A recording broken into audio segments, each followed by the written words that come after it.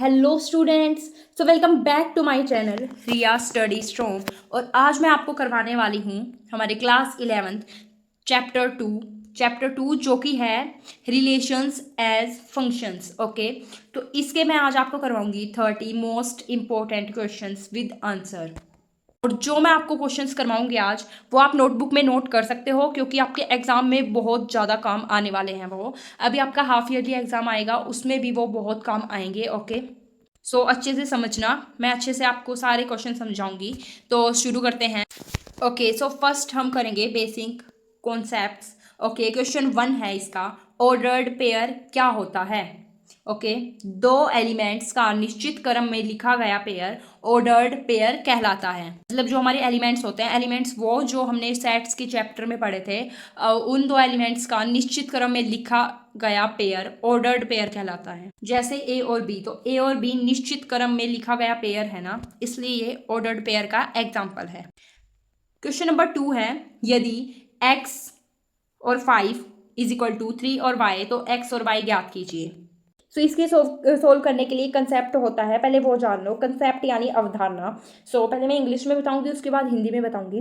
To ordered pairs are equal if only if their corresponding elements are equal, यानी दो क्रमित युग्म बराबर होने पर उनके संगत अवयवी आपस में बराबर होते हैं। ये हैं वो संगत अवयवी, ठीक है। सो ये दोनों बराबर है, इसलिए x इज इक्वल टू 3 है और 5 इज इक्वल टू वाई। इसको हम ऐसे भी लिख सकते हैं कि y इज इक्वल टू 5, यानी एक ही बात है। सो इसको बस ऐसे ही ज्ञात करना था। अब हमारा नेक्स्ट थर्ड क्वेश्चन है, कार्टीशियन प्रोडक्ट a इंटू यानी a मल्टीप्लाई b क्या है। a और b के सभी पॉसिबल ऑर्डर्ड पेयर्स का सेट a गुणा b कहलाता है, यानी a मल्टीप्लाई b कहलाता है। फिर पढ़ लेते हैं, a और b के सभी पॉसिबल ऑर्डर्ड पेयर्स का सेट a मल्टीप्लाई b कहलाता है। और उसका यहाँ पे एग्जाम्पल भी दिया है, यानी a इंटू बी को a मल्टीप्लाई b को हम सेट बिल्डर फॉर्म में ऐसे लिख सकते हैं।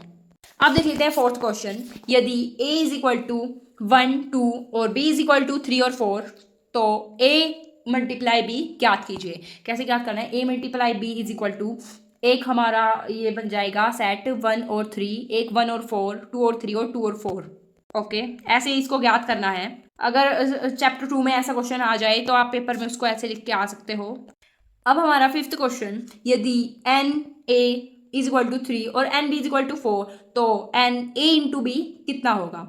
N A into B, n A into n B is equal to, ये होगा जैसे एन ए था हमारा 3 और एन बी था 4, तो 3 मल्टीप्लाई 4 ये हो जाएगा 12। तो 12 ही इसका आंसर है, यानी एन और ए मल्टीप्लाई बी होगा 12। अब पढ़ेंगे हम रिलेशंस के बारे में। इसका सिक्स्थ क्वेश्चन है, रिलेशन क्या होता है। ए से बी में कोई रिलेशन ए गुणा बी का कोई सबसेट होता है। ओके, अब देख लेते हैं सेवंथ क्वेश्चन, यदि ए इज इक्वल टू 1 और 2 और बी इज इक्वल टू 3 और 4, तो ए मल्टीप्लाई बी के कुल कितने रिलेशंस हो सकते हैं। इसके होंगे 4। सॉरी, इसके 4 नहीं होंगे। इसको देखो, यहाँ पे 4 थे हमारे एलिमेंट्स, सो 2 को हम 4 बार मल्टीप्लाई करेंगे, सो हमारे पास आएगा 16, इसलिए होंगे 16 रिलेशंस। एट क्वेश्चन है, if A is equal to 1 2 3 और B is equal to A B, so A multiply B में कितने ऑर्डर्ड पेयर होंगे। इसके लिए हम कर देंगे 3 मल्टीप्लाई 2, सो ये हो जाएंगे 6 पेयर। और हमने ये क्यों किया, क्योंकि हमारा जो ए सेट था उसमें 3 एलिमेंट्स थे और बी सेट में 2 एलिमेंट्स थे, इसलिए हमने कर दिया 3 मल्टीप्लाई बी, सो हमारा आंसर आया 6। नाइन्थ क्वेश्चन है, अब रिलेशन का डोमेन क्या होता है। रिलेशन में आने वाले पहले कंपोनेंट्स का सेट डोमेन कहलाता है, यानी जो रिलेशन होता है उसमें पहले कंपोनेंट्स जो आते हैं उसका सेट कहलाता है हमारा डोमेन। अब है हमारा 10th क्वेश्चन, रिलेशन का रेंज क्या होता है। रिलेशन में आने वाले दूसरे कंपोनेंट्स का सेट रेंज कहलाता है। हमारे रिलेशनशिप में दूसरा कंपोनेंट्स आते हैं, उनको हम सेट रेंज, जो मतलब देखो, जो हमारा रिलेशन होता है उसमें जो दूसरा कंपोनेंट्स आता है उसका सेट कहलाता है रेंज। अब पढ़ेंगे फंक्शंस के बारे में। अब 11th क्वेश्चन है कि फंक्शन क्या है। ए से बी में ऐसा रिलेशन जिसमें ए के हर एलिमेंट का बी में एग्जैक्टली वन इमेज हो, वो कहलाता है फंक्शन। अब हमारा 12th क्वेश्चन है, क्या हर फंक्शन एक रिलेशन होता है? इसका आंसर है हाँ, हर फंक्शन एक रिलेशन होता है, लेकिन हर रिलेशन फंक्शन नहीं होता। If f into x is equal to 2x plus 3, तो f इंटू 2 ज्ञात कीजिए। देखो f मतलब अब हमें पता चल गया कि x की वैल्यू है हमारी 2, ठीक है। जहाँ जहाँ x था यहाँ पे वहाँ 2 पुट कर देंगे। मैं अभी आपको निकाल के दिखाती हूँ। देखो जैसे यहाँ पे x था, x की वैल्यू 2 है तो यहाँ पे 2 लिख दिया, ओके। वैसे यहाँ पे x था, x की वैल्यू 2 है तो यहाँ पे भी 2 लिख दिया, ओके। फिर करा हमने 2 इंटू 2 इंटू 2 होता है 4, और 4 प्लस 3 कर दिया, सो वो होता है 7 के बराबर, okay. 3 is equal to 7, okay. बस हमें यही ज्ञात करना था कि x की जगह x की वैल्यू 2 रख के क्या आएगा। तो ये क्वेश्चंस तो बहुत ईजी आपने 10th में किए होंगे। 14th question, if f into x is equal to x square minus 1, so f3, यानी देखो वो ये भी बहुत ईजी है ऊपर वाले की तरह। यहाँ पे हमें x की वैल्यू बता दी है 3, ओके। तो जहाँ जहाँ x था वहाँ 3 पुट करेंगे। जैसे यहाँ पे x था, यहाँ पे 3 पुट कर दिया, ओके। सो 3 का स्क्वायर क्या होता है? 3 का स्क्वायर होता है 9, और उसमें माइनस करना था 1, so 9 minus 1 is equal to 8। 15th question, if f into x is equal to 3x minus 2, so f0 ज्ञात करना है। यहाँ पे हमारी x की वैल्यू है 0, तो जहाँ पे x था वहाँ 0 पुट कर देंगे। जैसे यहाँ पे x था, यहाँ पे कर दिया हमने 0 पुट, तो 3 को मल्टीप्लाई करेंगे हम 0 से, तो क्या आएगा? तो आएगा 0। 0 माइनस 2 क्या होता है? -2, सो -2 ही हमारा आंसर।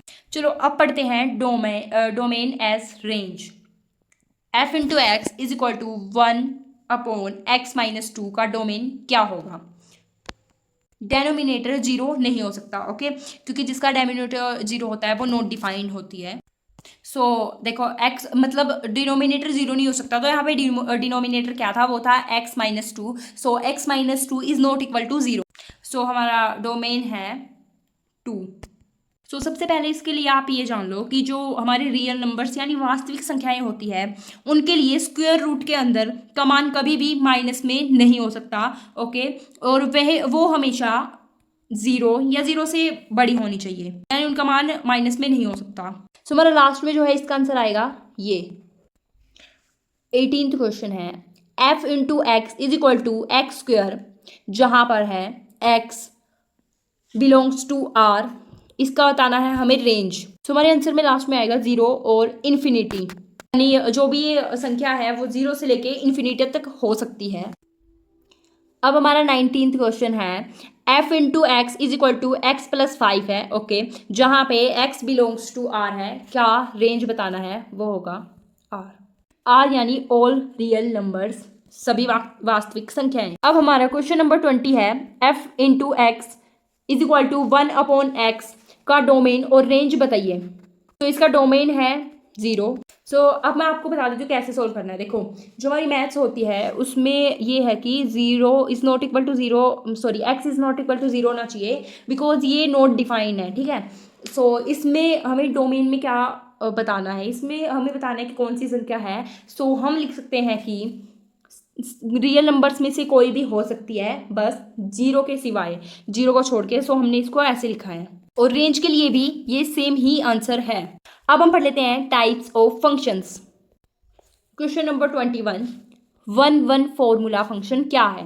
जिसमें अलग अलग इनपुट्स के अलग अलग आउटपुट हो, उन्हें 1 फंक्शन कहते हैं। आपने जब ये चैप्टर पढ़ा था, ठीक है, उसमें आपने पढ़ा होगा 1 फंक्शन के बारे में। और अगर आपने चैप्टर नहीं पढ़ा है तो आप मेरे पास कमेंट करके बता सकते हो, मैं आपके लिए इस चैप्टर के पूरे इंट्रोडक्शन की वीडियो लेके आऊँगी। क्वेश्चन नंबर 21 है, मैनी वन फंक्शन क्या है? जब 2 या अधिक अलग इनपुट्स का सेम आउटपुट हो सकता है तो फंक्शन मैनी वन कहलाता है। मतलब अलग अलग इनपुट्स हो और आउटपुट सेम ही हो तो कहलाता है मैनी वन फंक्शन। अब हमारा क्वेश्चन नंबर 23 है, ऑन टू फंक्शन क्या है? जब कोडोमेन का हर एलिमेंट कम से कम एक इनपुट की इमेज हो तो फंक्शन ऑन टू कहलाता है। यही होता है हमारा onto function. Question number 24, into function क्या है? जब कोडोमेन के कुछ एलिमेंट्स किसी इनपुट की इमेज ना हो तो फंक्शन इनटू कहलाता है। क्वेश्चन नंबर 25, 1 और ऑन टू दोनों फंक्शन को क्या कहते हैं? Bijective function. यानी जो 1 1 और ऑन टू दोनों फंक्शन होते हैं उनको हम कहते हैं बाइजेक्टिव फंक्शन। अब कर लेते हैं exam oriented questions. Question number 26, if f into x is equal to 2x plus 1 तो f इंटू 3 और f इंटू -2 ज्ञात कीजिए। इसमें मतलब हमें पुट करके देखना है। जैसे पहले हम यहाँ पे f3 बताया, तो पहले हम x की वैल्यू 3 रख के इस वाले में देखेंगे कि क्या आंसर आता है। उसके बाद x की वैल्यू -2। ओके, तो करते हैं। पहले जैसे हमारे था 2x प्लस 1, जहाँ पे हमारे x है, x की जगह हमें क्या रखना है? x की जगह रखना है 3 प्लस 1, 2 3 जा 6 प्लस 1 इज इक्वल टू 7। तो यहाँ पे इसलिए आया है f into 3 is equal to 7। और वैसे ही f into -2 is equal to -3 कैसे आया है ये भी देख लेते हैं। यहाँ पे x की वैल्यू हमें रखनी है -2, ठीक है। तो 2x प्लस 1 था यहाँ पे, जहाँ पे हमारे x था इसकी जगह हम रखेंगे -2 प्लस 1। तो 2 2 जा 4, -4 प्लस 1 प्लस माइनस सो -3, क्योंकि हमारे माइनस की डिजिट बड़ी थी। तो इसके आंसर है 7 और -3।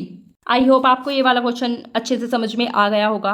क्वेश्चन नंबर 27 है अब हमारा, if f into x is equal to x square plus 2x plus 1 so f into -1 ज्ञात कीजिए। यानी हमें x की वैल्यू यहाँ पे रखनी है -1। ओके, यहाँ पे रखी है। या हमें ये नहीं देखना है, ठीक है, हमें यहाँ पे ध्यान देना है सिर्फ। जैसे यहाँ पे जहाँ पे x था वहाँ पे लिखा है -1। सो हम यहीं से सॉल्व कर लेते हैं कि -1 का स्क्वायर क्या होगा 1 प्लस 2 इंटू -1 का होगा, यहाँ पे माइनस आएगा, -2 plus 1।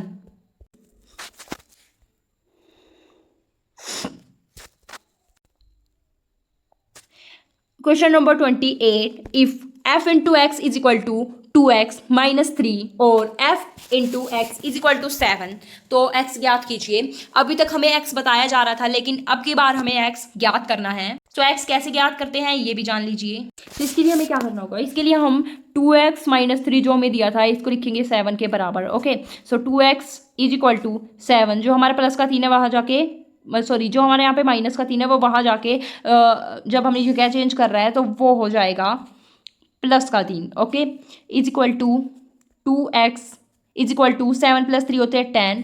So x is equal to 10/2, 2 1 जा 2, 2 5 जा 10, नहीं लास्ट में है ना x is equal to 5। So last में हमारा आंसर क्या आया था? वो आया था x is equal to 5। Question number 28, तो a से a में कितने फंक्शंस पॉसिबल है? n इज इक्वल टू 3, तो फंक्शंस की संख्या होगी 3 क्यूब 3 इज इक्वल टू 27, क्योंकि हम अगर 3 को 3 बार गुना करेंगे तो 27 आएगा। और अब है हमारा आज का last question, if n into A is equal to 3 और n into B is equal n into B is equal to 2 तो a से b में कितने फंक्शंस पॉसिबल है? इसके लिए हम 2 को 3 बार गुना कर लेंगे तो आएगा 8।